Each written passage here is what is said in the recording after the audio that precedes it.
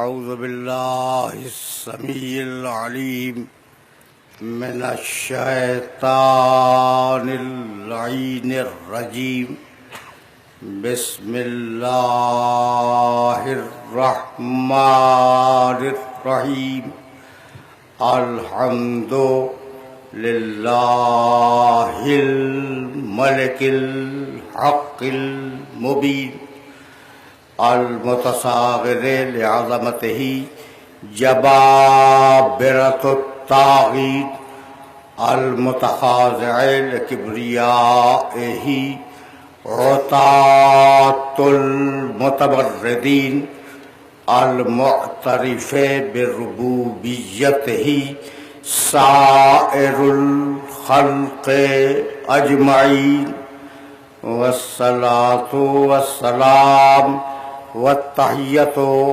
والإکرام علی اشرف النبیین وخاتم المرسلین سیدنا و مولانا ابی القاسم محمد اہل بیتہ الطیبین الطاہرین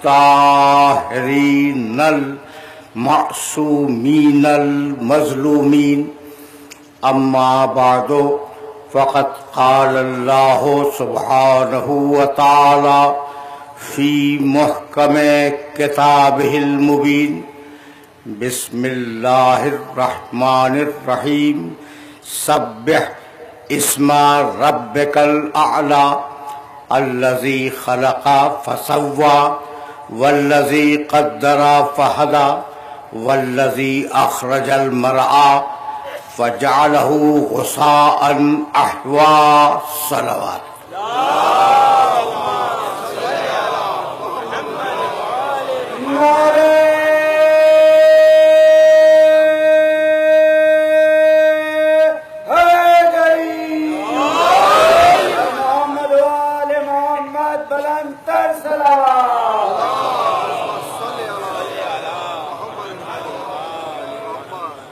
عزیزان محترم، سبیل الہی کے عنوان سے ہم نے جس سلسلے گفتگو کا آغاز کیا تھا وہ آج اپنے تیسرے مرحلے میں داخل ہو رہا ہے۔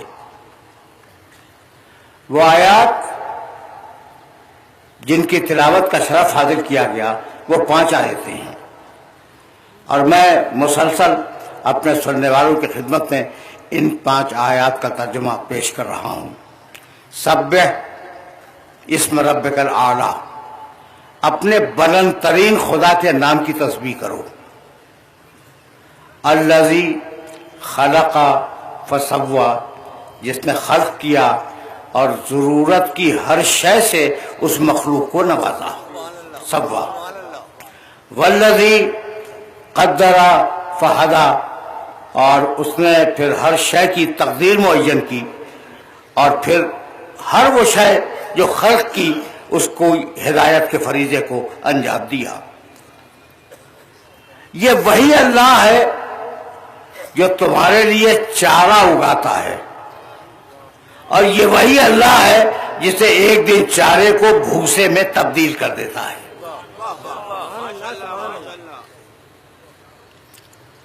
میرے دوستو، میرے عزیزو، منزل تمہید ہے، اور بہت آرام سے میرے ان معروضات کو سماعت کرتے رہنا۔ پچھلی ساری گفتگوؤں کا خلاصہ، یہ 2 گھنٹے جو پہلے گزر گئے، ان کا خلاصہ جانتے ہو کیا؟ سبح اسم ربک الاعلی الذی خلق فسوى، اس نے خلق کیا اور ضرورت کی ہر شے سے نواز دیا۔ یعنی چیز خلق کرے اور اللہ اس کی ضرورتوں کو پیدا نہ کرے اور اس کی ضرورتوں کو پورا نہ کرے تو یہ عدل کے خلاف ہوگا۔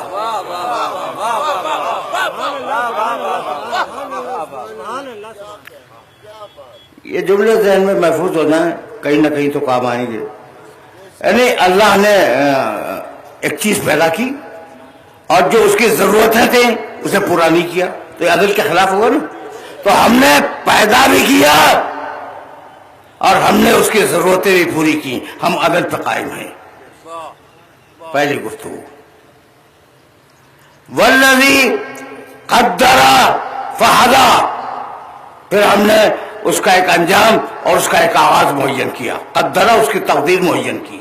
دیکھیں گے تقدیر کو کہ تقدیر ہے کیا, اس کی ہم نے تقدیر معین کر دی. ٹھیک. فہدی, اور جس کام کے لیے اسے بنایا تھا اس کام کی طرف اس کی ہدایت کر دی. مولانا عالم اسلام نے جتنے ترجمے کیے ہیں ان سب سے الگ میں نے ترجمہ کیا اور الٹ کے کیا. جیسے کہ عربی مجھے بھی آتی ہے.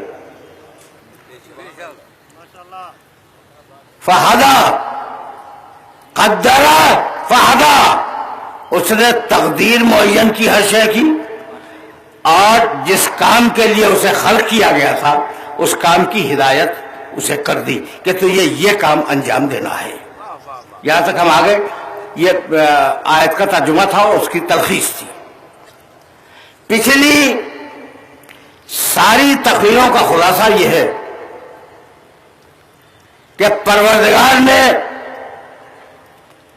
جانور پر کوئی شریعت نازل نہیں کی, جانور پر کوئی کتاب نہیں اتری, جانور پر کوئی رسول نہیں آیا. اس کی فطرت میں اس کی ہدایت رکھ دی گئی. اس کے لیے میں نے ایک لفظ استعمال کیا تھا. بھائی ایک آیت اور سنتے جاؤ پھر اس آیت کی طرف آؤں گا. وَأَوْحَىٰ كُلَّ سَمَاءٍ أَمْرَهَا, اللہ نے ہر آسمان کو یہ بتلا دیا کہ اسے کیا کام کرنا ہے. اوحا, وحی کے ذریعے. تو وحی ہوئی آسمان کے اوپر. وَأَوْحَىٰ, اب وہ آیت پڑھ رہا ہوں. وَأَوْحَىٰ رَبُّكَ إِلَى النَّحْلِ أَنِ اتَّخِذِي مِنَ الْجِبَالِ بُيُوتًا وَمِنَ الشَّجَرِ وَمِمَّا يَعْرِشُونَ, ہم نے شہد کی مکھی پہ وحی کی, اس کے مزاج میں ڈال دیا. توجہ رکھنا, اس لیے کہ یہ وہ منزل تمہید ہے کہ اگر یہ منزل تمہید آسانی سے سر ہو گئی تو ہم یہی سے آسانی سے آگے بڑھ جائیں گے بہت تیزی کے ساتھ. اوحا ربک الی النحل, تمہارے رب نے شہد کی مکھی پہ وحی کی. تو چھوڑا گیا جانوروں کو اور دوسری مخلوقات کو وحی الہی پر, لیکن چونکہ اس مخلوق کو ہدایت کرنی تھی اس لیے عقل تحفیظ ہوئی. اسی لیے جانوروں پہ کوئی رسول نہیں آیا, جانوروں پر کوئی کتاب نازل نہیں ہوئی. رسول جہاں بھیجے گئے وہاں عقل تھی تو رسول بھیجے گئے. تمیز آسانی سے سر ہو رہی ہے نا. اچھا بھائی, اب عقل تھی تمہارے پاس, اس نے رسول کو بھیج دیا. یہاں رک کر ایک جملہ اپنے سننے والوں کی خدمت میں اور بھی عرض کرتا چلوں کہ رسول آئے اور آنے کے بعد انہوں نے جو مینیفیسٹو دیا اپنے آنے کا جو وجود کا جو جواز پیش کیا, وہ جواز پیش کروں. لقد ارسلنا رسلا, سورہ حدید 57واں سورہ قرآن کا. لقد ارسلنا رسلنا بالبینات وانزلنا معهم الکتاب والمیزان لیقوم الناس بالقسط. ہم نے رسولوں کو اس لیے بھیجا کہ لوگوں کو عدل پہ قائم کریں.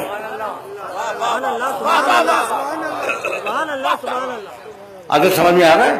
تکوین میں عدل تھا, تخلیق میں عدل تھا, ضرورتیں پورے ہونے پر عدل کا مظاہرہ تھا کہ سب کی ضرورتیں پوری کی.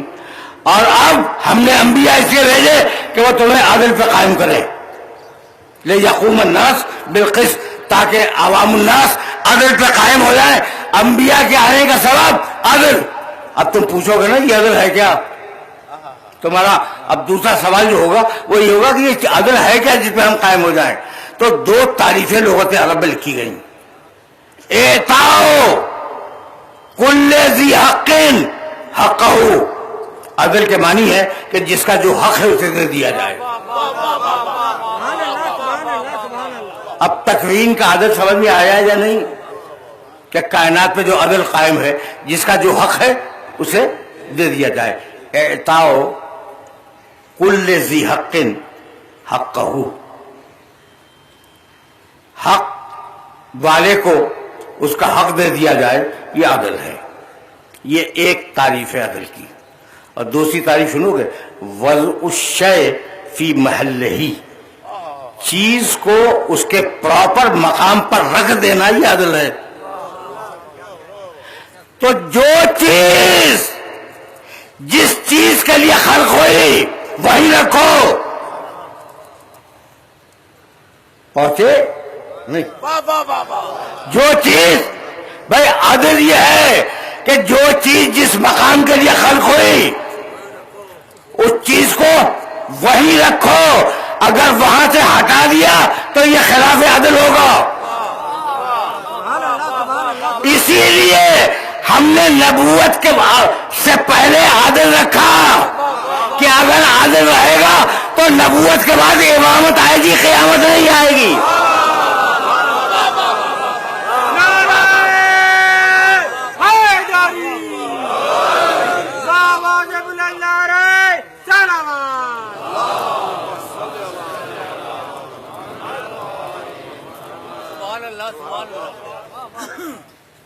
اعطاء کل ذی حق حقہ۔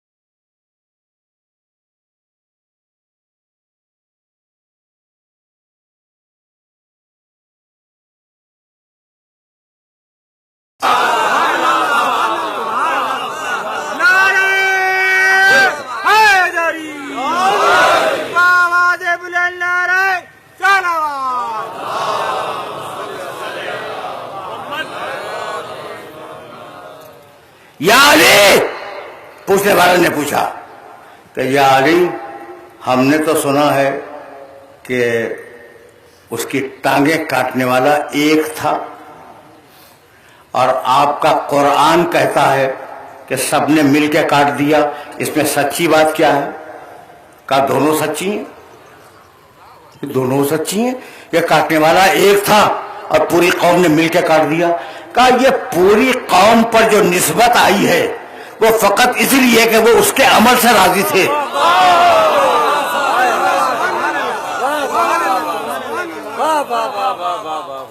میں کچھ پتا چلا کہ جو قتل کے عمل سے راضی ہو وہ قرآن کی نگاہ میں قاتل ہے۔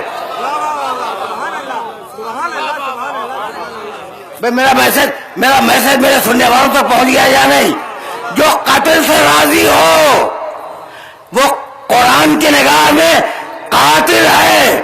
اب چاہے کوفے کا ابن زیاد ہو یا دمشق کا یزید ہو، دونوں قاتل ہیں۔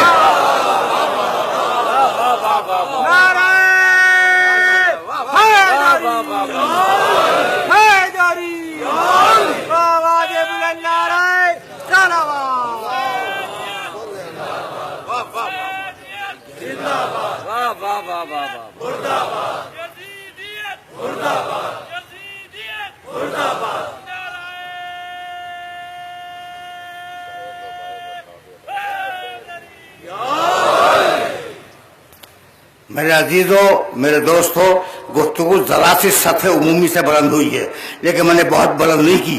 اچھا بھائی، تو اب سمود نے طغیان کیا، سرکشی کی، فرعون نے سرکشی کی، فرعون کی قوم نے سرکشی کی، قوم عاد بہت پرانی سرکش قوم تھی۔ تو جس اللہ نے، جانتے ہو کیا کہتا ہے کہ پھر اللہ ناراض ہو گیا اور اس نے ان پر عذاب برسا دیا، عذاب کے کوڑے مارے۔ تو عذاب، اگر اس دور کے فرعون اللہ کے عذاب سے محفوظ نہیں رہے تو آج کا بھی کوئی فرعون محفوظ نہیں رہے گا۔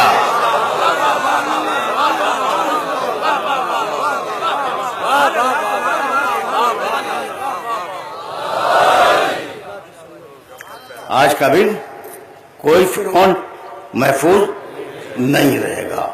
اچھا بھائی، تو اب یہ سورہ والشمس کی آخری آیتیں میں پڑھ رہا تھا نا، تو بھائی کیس کیا ہے؟ کیس یہ ہے، اب یہاں سے دیکھو ابلیس کا کردار سامنے آ رہا ہے، یہاں سے ابلیس کا کردار سامنے آ رہا ہے۔ بسم اللہ الرحمن الرحیم، والشمس وضحاہا والقمر اذا تلاہا والنہار اذا جلاہا واللیل اذا یغشاہا والسماء وما بناہا والارض وما طحاہا والنفس وما سواہا فالہمہا فجورہا وتقواہا۔ یہ میری گفتگو پچھلی ساری تقریروں سے متصل ہے، پوری آیتوں کو ترجمہ بھی نہیں کروں گا۔ قسم ہے نفس کی کہ ہم نے اسے کتنا اچھا بنایا، اسے فجور بھی سمجھا دیا، اسے تقوی بھی سمجھا دیا۔ فسق و فجور کیا ہے ہم نے نفس کو بتا دیا، تقوی کیا ہے ہم نے نفس کو بتا دیا۔ بہت توجہ ہے، اس لیے کہ یہ وہ باریک مرحلہ فکر ہے جہاں میں تمہیں روکوں گا اور پھر عدل کی طرف واپس جاؤں گا کہ قرآن نے جو تکوینی عدل رکھا ہے تو شریعت میں عدل کہاں پہ آیا؟ بھائی عجیب مرحلہ فکر ہے یہاں میں تمہیں لے کے آ گیا۔ تو فجور اور تقوی کا ٹکراؤ ہے، شکر اور کفران نعمت کا ٹکراؤ ہے۔ ایک طرف فاسق ہے، دوسری طرف نعمتوں کا ادا کرنے والا ہے۔ ایک طرف کافر ہے، دوسری طرف نعمتوں کی ادائیگی کا حامل ہے۔ تو اب پروردگار نے جب برابر سے یہ دونوں طاقتیں رکھ دیں کہ تقوی تمہارے اندر، فسق و فجور تمہارے اندر، ٹھیک ہے نا، تو اب سوال یہ کہ ہم تقوی کی طرف کیوں نہیں گئے؟ دیکھو جو موضوع معین ہوا ہے اس موضوع سے باہر نہیں جا رہا ہوں میں، پھر ہم تقوی کی طرف کیوں نہیں گئے؟ فسق و فجور کی طرف کیوں چلے گئے؟ ہم سے مراد آپ نہیں، ہم سے مراد پوری دنیا ہے آپ کے علاوہ۔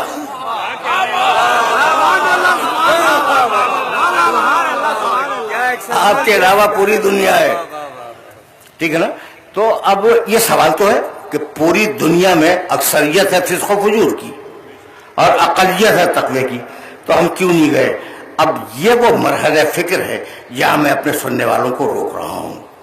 ما منعک یا ابلیس، ما منعک ان تسجد لما خلقت بیدی. ابلیس، یا ابلیس، قرآن میں ہے، قرآن کی آیت پڑھ رہا ہوں، یا ابلیس، اے ابلیس.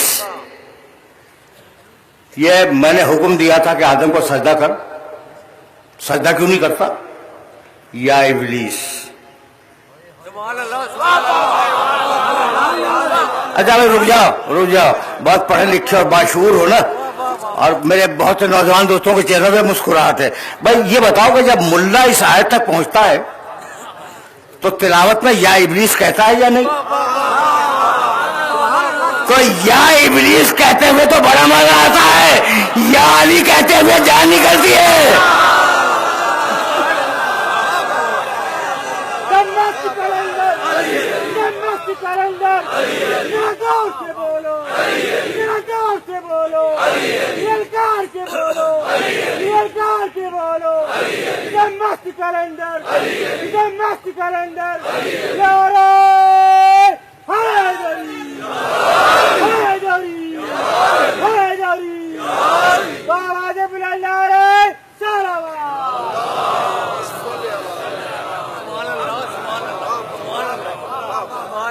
یا ابلیس، یا ابلیس، ما منعک ان تسجد لما خلقت بیدی. ابلیس، تو نے اس آدم کو جسے میں نے اپنے ہاتھوں سے بنایا تھا سجدے سے کیوں انکار کیا کہ اسے سجدہ نہیں کرے گا؟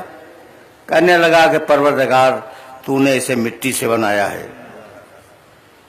مجھے آگ سے بنایا ہے، تو چونکہ آگ افضل ہے اس لیے کمتر کو سجدہ نہیں کر سکتی. جو افضل ہو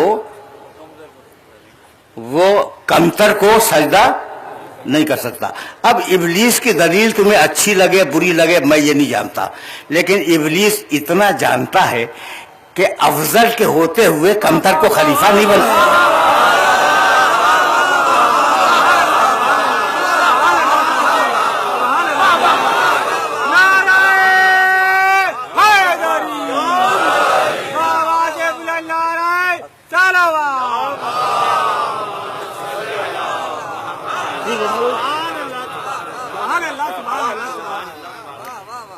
اتنی بات تو جانتا ہے کہ اگر افضل موجود ہو تو کمتر کو خلیفہ نہیں بننا چاہیے. لیکن یہ ابلیس کی جو دلیل تھی نا یہ مغالطہ تھا. نوجوان دوستوں کے ذہن کو صاف کر رہا ہوں.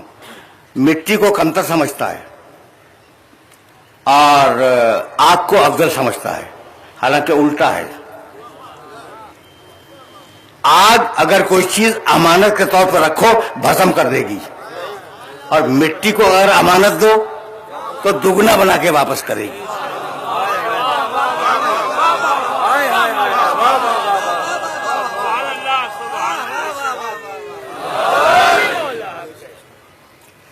اس میں صلاحیت تخلیق ہے، آگ میں صلاحیت تخلیق نہیں ہے.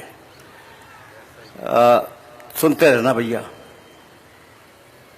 پروردگار کو جلال آ گیا، کہا کہ آج سے تیرے اوپر لعنت ہے قیامت تک. جانتے ہو کیا کہنے لگا؟ رب فانظرنی الی یوم یبعثون. مالک مجھے قیامت تک کی زندگی دے دے. ابلیس کی دو چیزیں تو سمجھ میں آ گئیں، مالک کو مانتا ہے، قیامت کو مانتا ہے.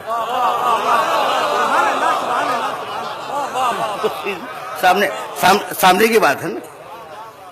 ابلیس کا عقیدہ دیکھو، ایک شخصیت تو ہے، چاہے اسے تسلیم کرو یا نہ کرو، تو اب اس کا عقیدہ تو معلوم ہو جائے.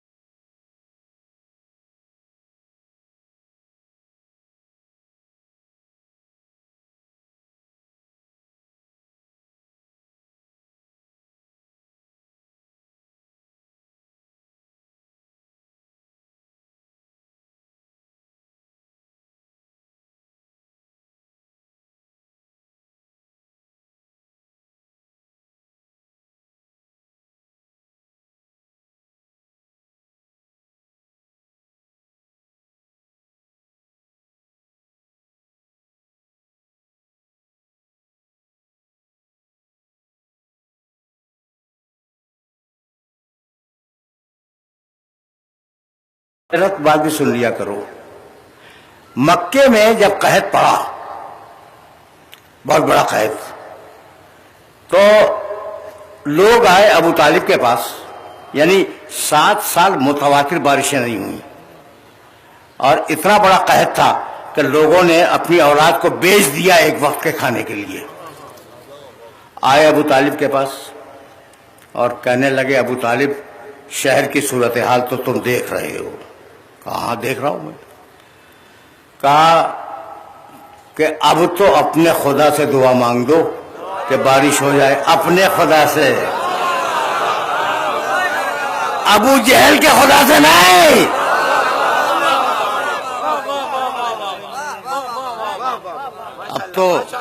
اب تو اپنے خدا سے دعا مانگ دو کہ بارش ہو جائے. ابو طالب نے انہیں دیکھا اور کہا پورے شہر مکہ میں آواز دے دو کہ آج ابو طالب دعا مانگنے کے لیے آ رہا ہے. لوگ جمع ہو گئے، ہزاروں کی تعداد میں لوگ خانہ کعبہ کی چار دیواری میں جمع ہو گئے. ابو طالب اس شان سے نکلے کہ محمد رسول اللہ سگا بھتیجا ہے، اس کا شانہ تھاما ہوا ہے، اسے آگے رکھا ہے، پیچھے پیچھے خود چل رہے ہیں. آئے اور آنے کے بعد آگے میں رکھا محمد کو، اور محمد رسول اللہ کو آگے رکھ کے پیچھے کھڑے ہوئے، اور پیچھے کھڑے ہو کے 42 شعر کا ایک قصیدہ محمد رسول اللہ کی شان میں پڑھا. وہ اب یزو، پہلا شعر سنا دوں، اس کے بعد دوسرا سناؤں گا. وہ اب یزو یستسقى الغمام بوجہی. یہ میرا بھتیجا اتنے روشن چہرے کا مالک ہے کہ اگر اس کے چہرے کا وسیلہ بنا کر اللہ سے بارش کی دعا مانگی جائے تو اللہ اسے قبول کرے گا. اس ایک مصرے میں سمجھا دیا کہ مشرکین مکہ مجھے وسیلہ سمجھ رہے ہیں، میں اسے وسیلہ سمجھ رہا ہوں. وَأَبْيَضُ يُسْتَسْقَى الْغِمَامُ بِوَجْهِهِ شِمَالُ الْيَتَامَى عِصْمَةٌ لِلْأَرَامِلِ. یہ میرا خوبصورت چہرے والا بھتیجا، یہ یتیموں کی پناہ گاہ ہے اور بیواؤں کی عصمتوں کا محافظ ہے. تم نے سن لیا پہلا شعر. اب دوسرا شعر پڑھوں. وَمِيزَانُ صِدْقٍ لَا يَخِيسُ شَعِيرَةً. یہ سچائی کی ترازو ہے، صدق کی ترازو ہے، جو برابر بھی اس کے تولنے میں کمی بیشی نہیں ہوتی. کون ہے محمد؟ صدق ہے.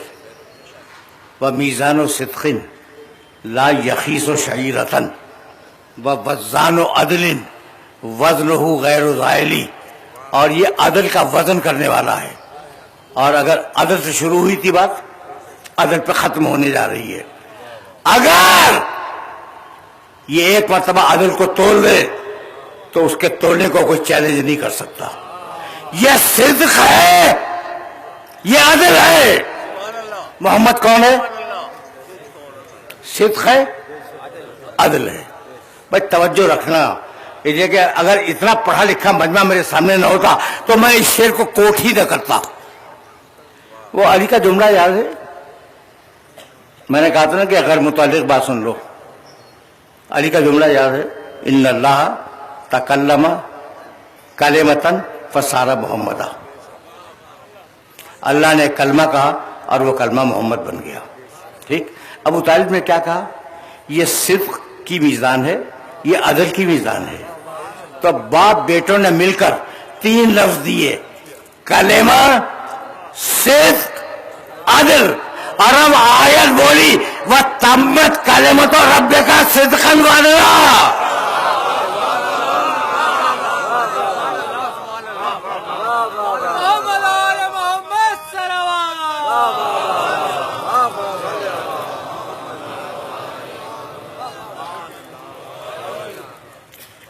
بس میرے عزیزوں، میرے دوستوں، میں نے آج تمہیں زحمت دی اور اب سلسلہ فکر اس مرحلے سے آگے بڑھ جائے گا، لیکن کچھ جملے تمہاری خدمت میں عرض تو کرنے ہیں نا. دیکھو، آخرت ابھی میں آخرت تک گیا نہیں ہوں، اور جن آیات کی تلاوت کا شرف حاصل کر رہا ہوں ان میں آخرت کا بھی اشارہ ہے۔ یہی تو قرآن کا کمال ہے کہ اتنے سادے جملے کہ لگتا ہے کہ جیسے بچوں کے لیے کتاب لکھی گئی ہے، اور جب ڈوبو تو گہرائیوں کی تھا نہ ملے۔ یہ ہے قرآن، اور میں نے تمہارے سامنے ڈیمونسٹریٹ بھی کیا کہ کیسے خلق میں کیا رکھا گیا، ابھی خلق اور تصویر میں کیا رکھا گیا، تقدیر میں کیا رکھا گیا بیان کروں گا، اور ہدایت میں کیا رکھا گیا۔ ایک ایک لفظ جو ہے وہ دریا ہے معانی کا، ٹھیک۔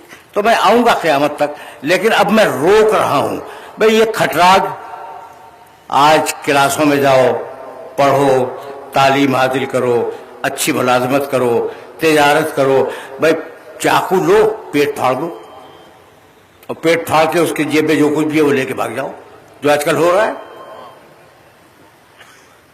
اور شاباش ہے ہماری انتظامیہ کو، جو آج کل معاشرے میں ہو رہا ہے۔ بہرحال پہلے سے حالات یقیناً بہتر ہیں، پہلے سے حالات یقیناً بہتر ہیں، اور ہم موجودہ انتظامیہ کے بہت سے مسائل کے شکر گزار بھی ہیں کسی حد تک۔ ابھی دیکھو بھائی، مجھے کسی نے بتایا کہ کل سبیل کا ایک مسئلہ ہو گیا تھا، سبیل کا مسئلہ۔ اور دیکھو دو جملے سنو، میں آف دا ریکارڈ بہت کم بولا کرتا ہوں، لیکن جب بولوں تو سنا کرو۔ انتظامیہ کے کسی دھڑے نے پانی پلانے کے لیے جو سبیلیں لگائی گئی تھیں انہیں اٹھا لیا، اور وہ جو کیسٹ بج رہے تھے انہیں اپنی تحویل میں لے لیا۔ پانی پلانے کا رواج جانتے ہو کب سے؟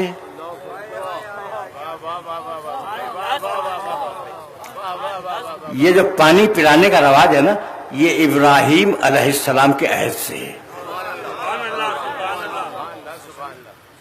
جب زمانہ ابراہیم علیہ السلام کے عہد سے آگے بڑھا اور دین ابراہیمی کے ماننے والے حج کے لیے آنے لگے، ان کی ایک عادت بن گئی، ہزاروں کی تعداد میں حج کرنے آیا کرتے تھے۔ تو بنی ہاشم کے متولی نے، جن کے پاس خانہ کعبہ تھا، انہوں نے ایک عہدہ معین کیا، اس کا نام تھا سقایا، پانی پلانے والے کا عہدہ۔ تو یہ ایک اسلامی عہدہ ہے، پانی پلانا۔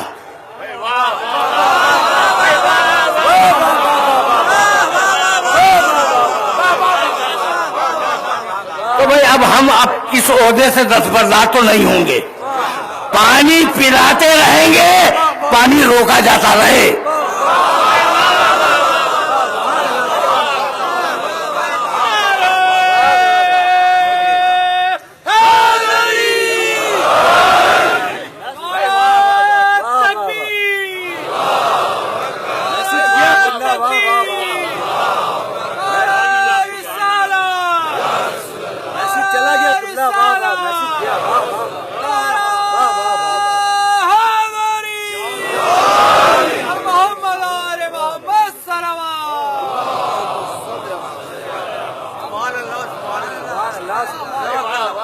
اور اسی لیے ہم نے یہ جملہ کہا کہ ہم انتظامیہ کے شکر گزار ہیں کہ انہوں نے افہام و تفہیم سے اس مسئلے کو حل کر دیا۔ اس سے اعتماد بھی بڑھے گا اور محبت کی فضا بھی پیدا ہوگی۔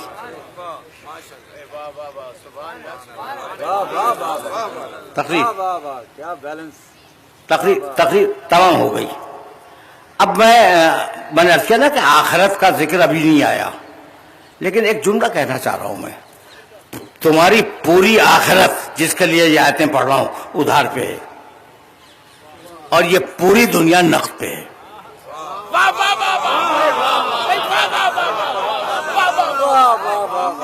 یہ دنیا نقد ہے، آخرت ادھار ہے۔ شیطان تمہیں نقد کی طرف بلا رہا ہے، ادھار سے روک رہا ہے۔